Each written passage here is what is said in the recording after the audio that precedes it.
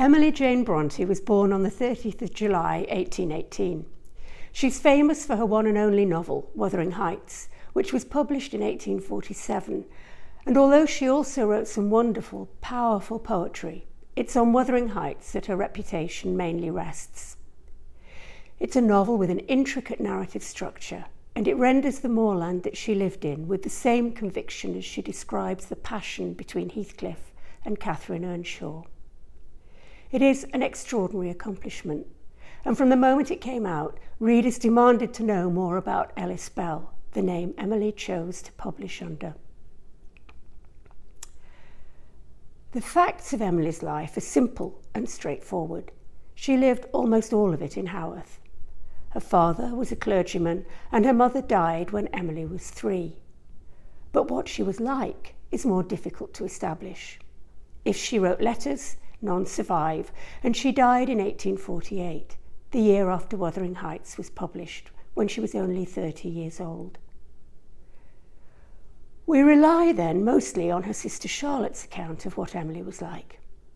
In the biographical note she wrote for a new edition of Wuthering Heights after Emily's death, Charlotte clearly felt the need to apologise for her sister's work, imagining that it must appear rude and strange, and that the wild moors could hold no interest for readers.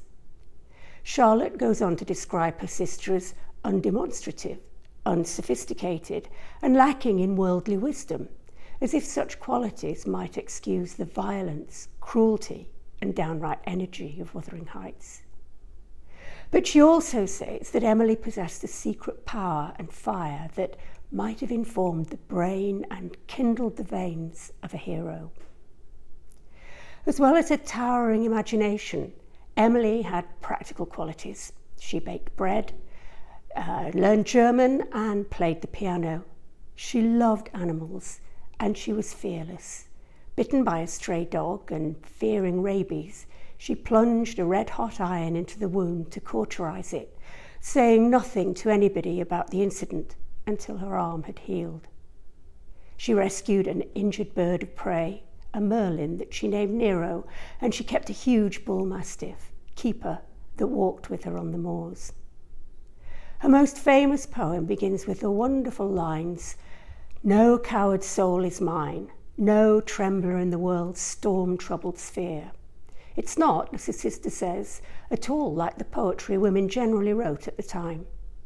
In her poems and in her novel, Emily Bronte's distinctive voice continues to ring out into the 21st century. Wuthering Heights is one of the novels studied in the Victorian part of A230, reading and studying literature.